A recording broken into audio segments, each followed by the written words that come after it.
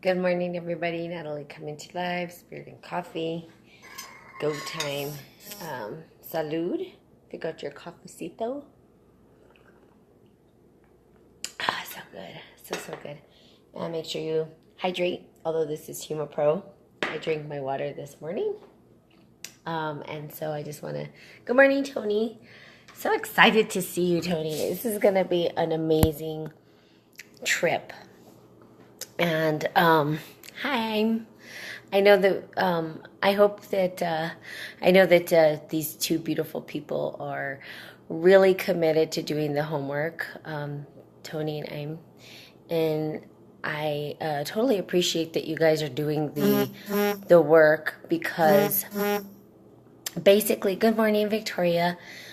Basically, good morning, Michelle. The people who are doing the work are committed to doing the work are the ones who are going to benefit from these talks and really from the work that I am supporting or trying to get people to sort of step into, right? And the reason why is because good morning, Baldonado, good morning, Betty. Because the people who do the work are the ones who are practicing and the ones who are going to start to see shifts happen in their life.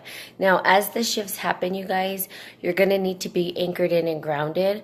So namaste to you for doing the work. And I just feel so honored that you guys have taken on your life. I feel honored and grateful for it, okay? So again, I tell people, if you're doing the homework, reach out to me. Let me know what's coming up for you so that I can support you. But you've got to anchor yourself in, because what ends up happening, I was talking to a friend yesterday about it's the eons and the archons, not arch, okay? So I was mispronouncing it. And the archons. And so really wanted to, hello, Mansoor. Good morning. Really good morning, Ryan. Talk about what that is in terms of how that's keeps us where we are, keeps us here in this density dimension, right? And how we perceive the 3D world, and how do we transcend that or rise above, looking above the 3D world, so that we're starting to create something meaningful in our life. Now, again, this is leading you to where your birthright, what it is, your purpose is. What is your divine purpose? Why are you here? And you guys all have a divine purpose. And good morning, Carlos. And the more that you do the work, the more that you are engaged in the work, the more that you practice the work, the closer you're going to get to that, okay? Now, the rabbit hole goes deep, so there's going to be a bunch of information. Good morning, JP. Good morning. There's going to be tons of information. Okay. Now, I personally, I have this much information, right? For all the information that's out there in the world. However, I have, in a way, done so many readings, so much practice that I can articulate clearly, sort of a way to get there, right? A way to find your path, a way to get on the path, okay? To your birthright, to your purpose, to your divine purpose. Okay, so thank you for doing the homework. That's really what I want to say. And that's really, hello, Islam. Hello, Peter. Good morning. What I want to say this morning. Okay, so we're going to get started. Let's read in the Christ blueprint. Here we go. We were talking about the eons and the archons. These energies have kept us separate, alone, hurt, scared, ashamed, unworthy, or incapable. And we started talking about this. So usually conversations when you're not doing your divine purpose, or when you're not in line or what I call integrity with actually doing what it is you choose to do, it's because you either feel unworthy. Oh, no coffee. Oh, that's right. That's okay if you don't have coffee. No worries about that. Water, you could have water. Can you have water? Because we do spirit and coffee, but we also do water to hydrate. That's part of the equation. Is usually I'm not enough or I don't matter. Okay, those are the two things. And those start to happen when we've made up some story about it when we were probably young, okay, probably a child, younger. And what ends up happening is we get programmed, right, that way to think we're not enough, right? And we start to take on those misbeliefs as beliefs, as mistruths as truths. Okay, good morning, Marissa. Okay, so we're going to go over the 7 rulers, okay? Good morning, Nicole. So for thousands of years, the human consciousness has had 7 main supports for its ego structure, which over time have become living, breathing thought forms or sentient beings. These become planetary level entities that create, manipulate, and feed on these archetypal collective ego forms within the human matrix. Okay, so we talked about it. We said, good morning, Michelle. I said good morning already. I just saw that you put a quote. Okay, so fear, greed, envy, sloth, ignorance, pride feed on our life force to keep these thought forms alive and keep you in prison within the planetary light body, incapable of expanding outward. So basically, when we ascribe to any of these, then we're incapable of transcending and ascending. Okay, so we let's look at so lust, fear, and if you look at these, like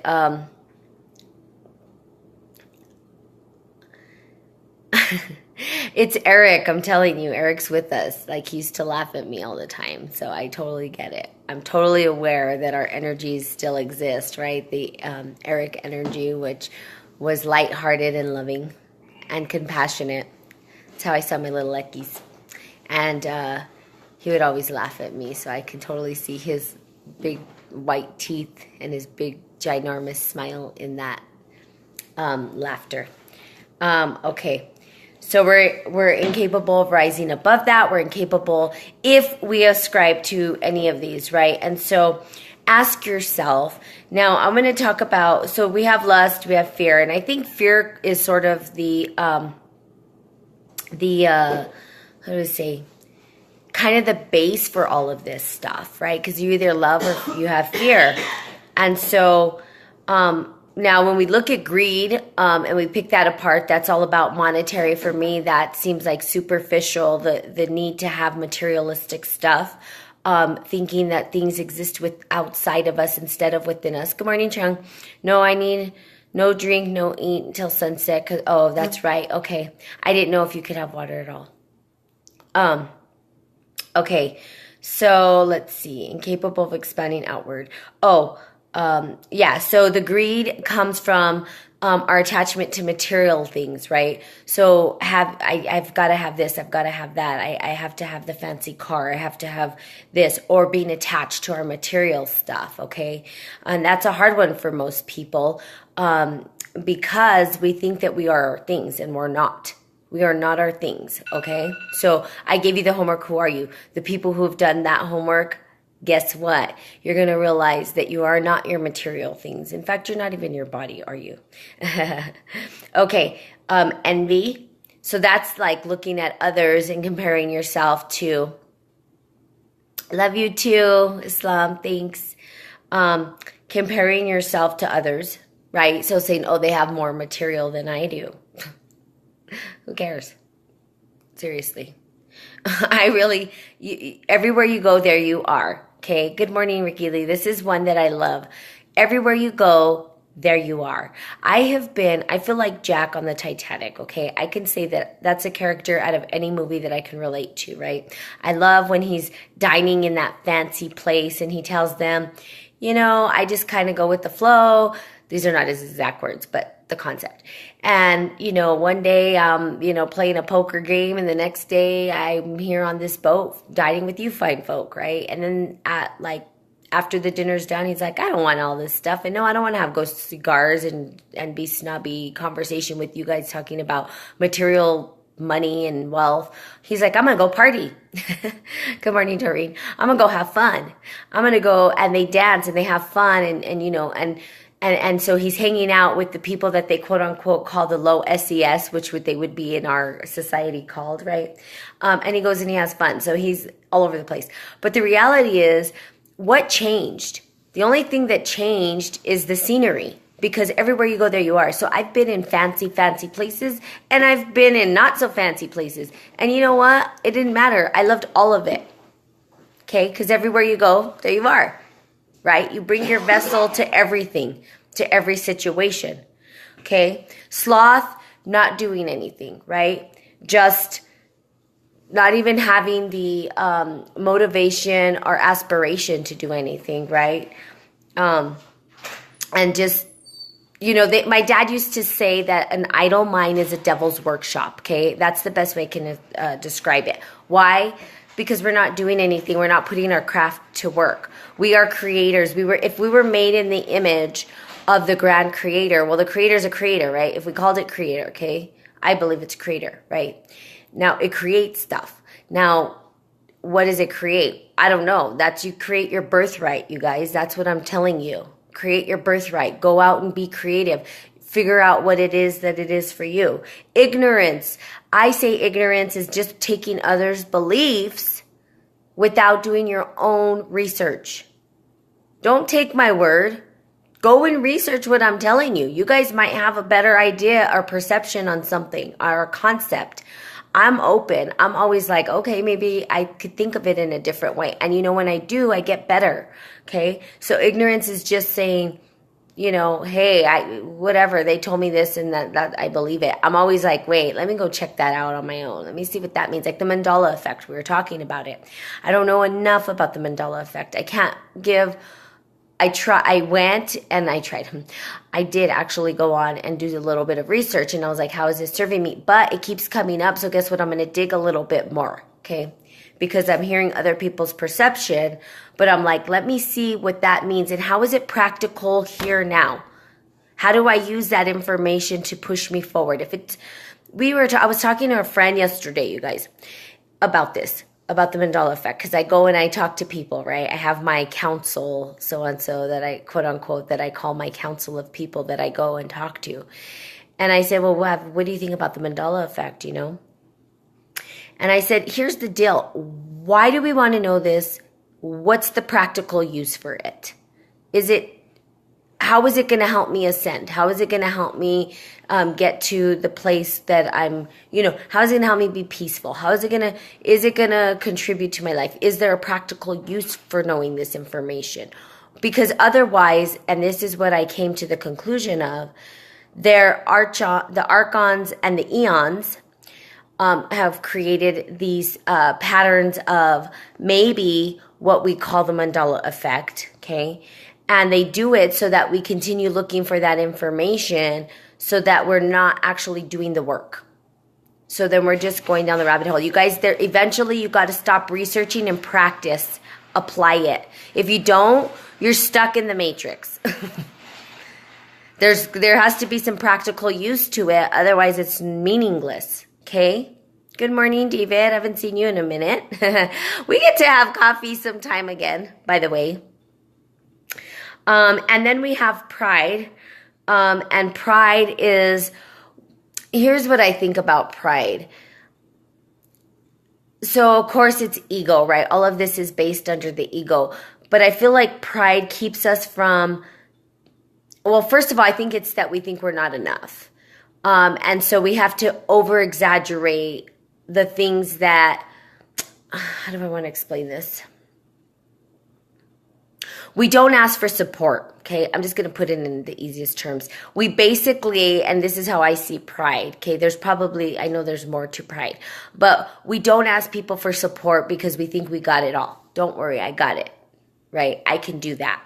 Don't worry, I can lift that, right? And sometimes we see this within the feminine, okay, this is a good example I'm going to give for this real quick. I'm going to just shut this. So in the feminine, and what we've seen in our society with, okay, the patriarchal model, nothing wrong with it, okay, beautiful. It's created a whole bunch of stuff that's meaningful for us.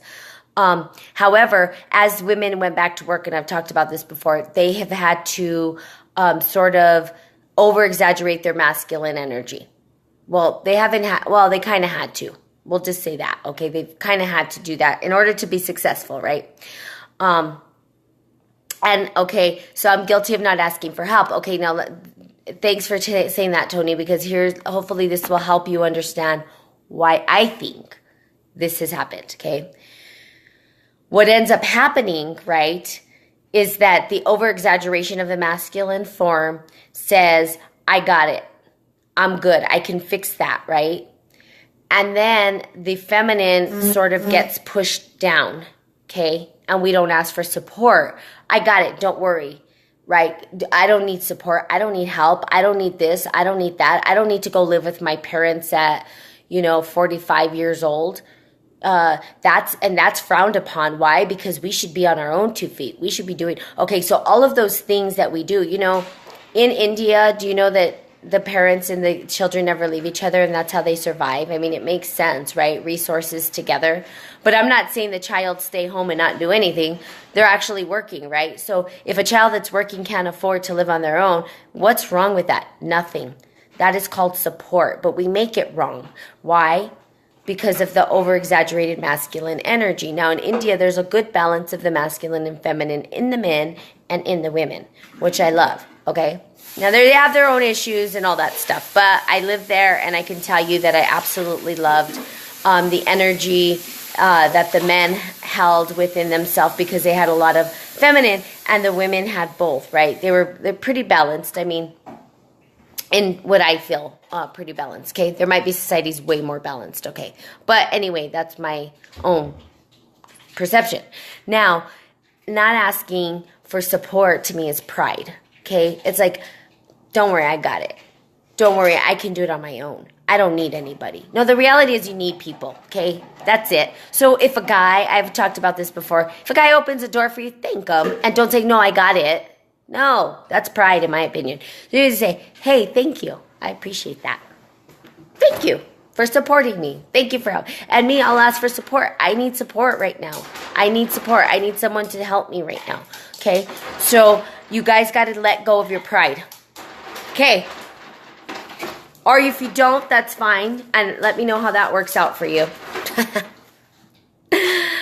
In fact, let me know how any of this stuff works out for you if you choose it, okay? But we all do it. Just be aware of it. Okay, for millions of years, humanity has lived with these 7 primal supports of the ego mind.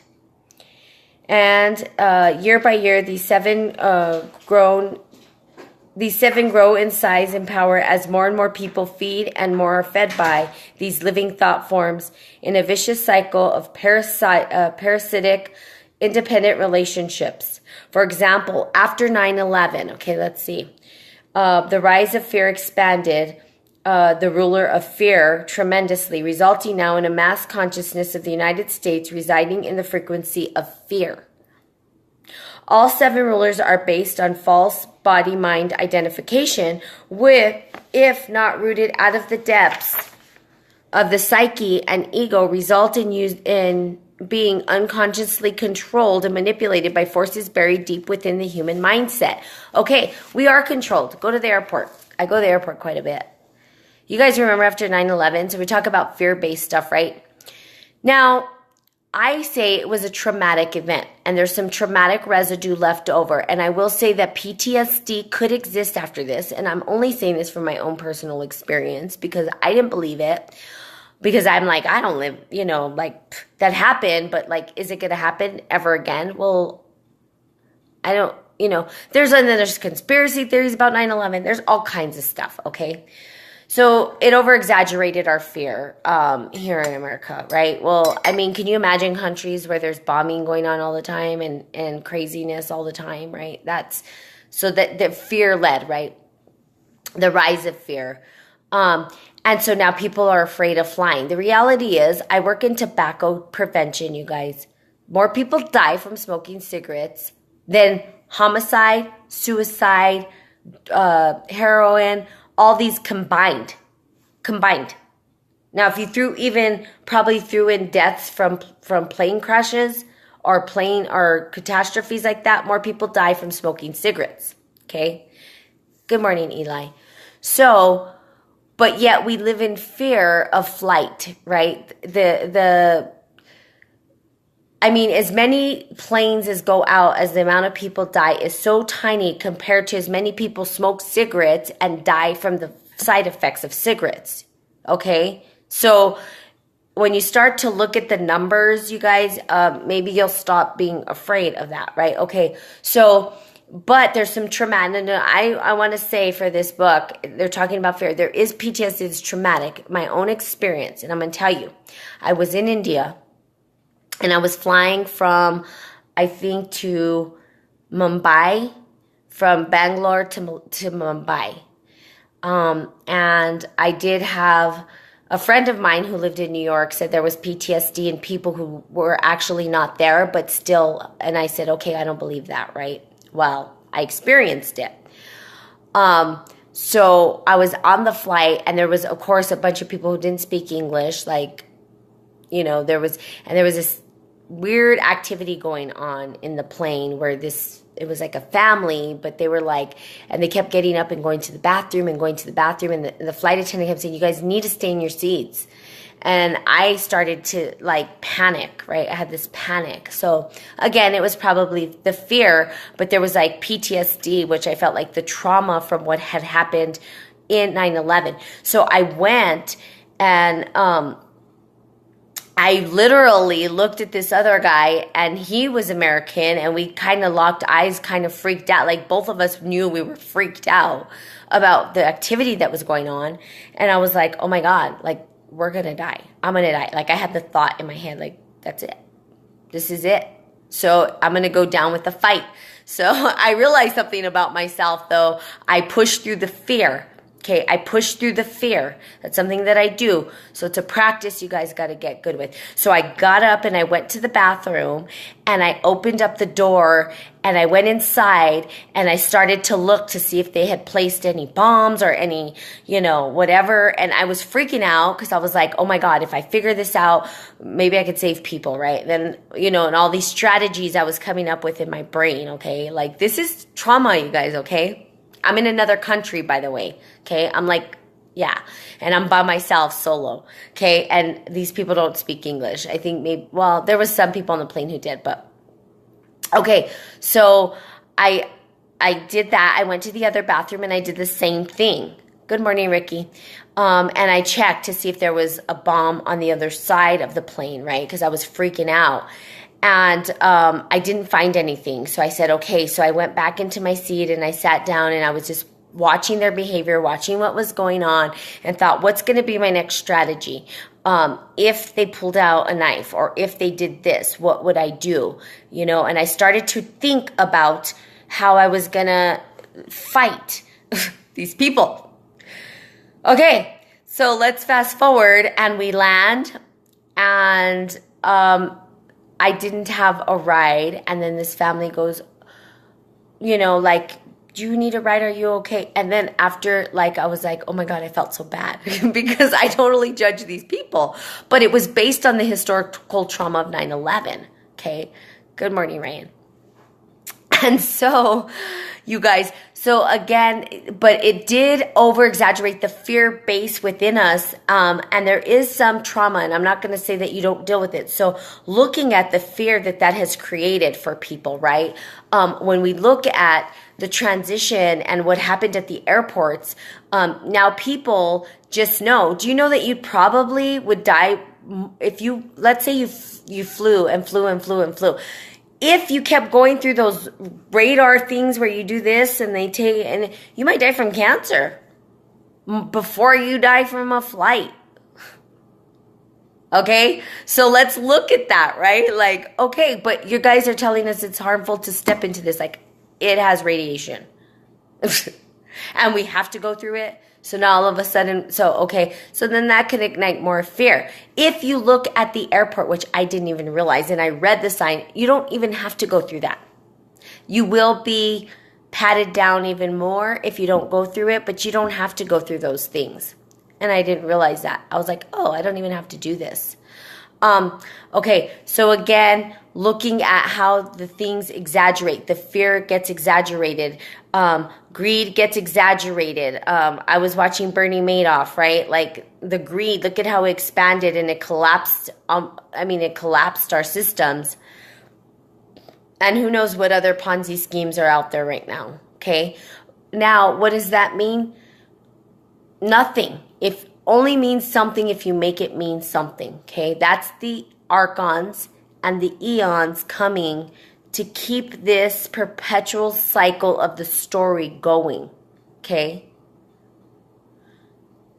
Think of it as an energy force. Think of it as there is these energy forces here pushing us down, okay? Pushing us down. And the things that keep us from ascending or believing that they're true, okay? So, and I don't know, I mean, I really kind of, maybe I'm a conspiracy theorist a little bit, okay? But I kind of feel like people, like, can't get onto my live videos sometimes. And I think sometimes the stuff that I'm talking about is right on point because it'll cut people off that maybe they're watching. And that's okay. Because I'm not going to shut up. I'm just going to do the work. And I'm going to continue to do the work. And I'm going to continue to support people through the process. And I'm going to continue to say, I'm here to support people ascend to the light, figure out their birthright, figure out their purpose so that they can be meaningful people within this dynamic, okay, within this matrix, okay? And that they ascend above it so that they're able to do the work they're here to do, okay? Now, we've been enslaved, and we know that, by the mind, spirit, mind, and body. They've taken these big things here, and they've put on us, okay? So I'm trying, I'm committed, not even trying, I'm committed, and I do it because I get on here every day to support you guys through that process. And the only way to do it is to practice. So when I give homework, please do the homework. If you don't, that's cool. Maybe you're not ready. Maybe you don't want to. And that's okay. There's nothing wrong with that. Good morning, Irene. But doing the homework is going to ignite something in you. It's going to start you down your path, okay? And once you open up the floodgate, know that it's not going to be easy. The work is not easy, you guys. I'm not here to say, oh, it's just peaches and cream. That's not true, okay? That's not how it works, okay?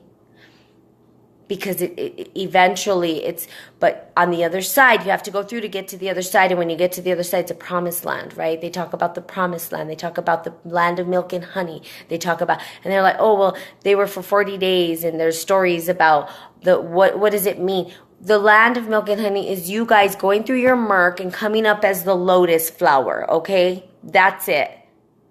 The Holy Grail. That's it. The Holy Grail, your chakra system, okay? You guys, it's not outside of you. You have it within you.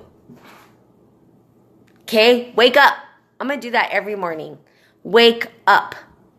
Wake up. Wake up. Wake up. Wake up. Okay? It's time to wake up.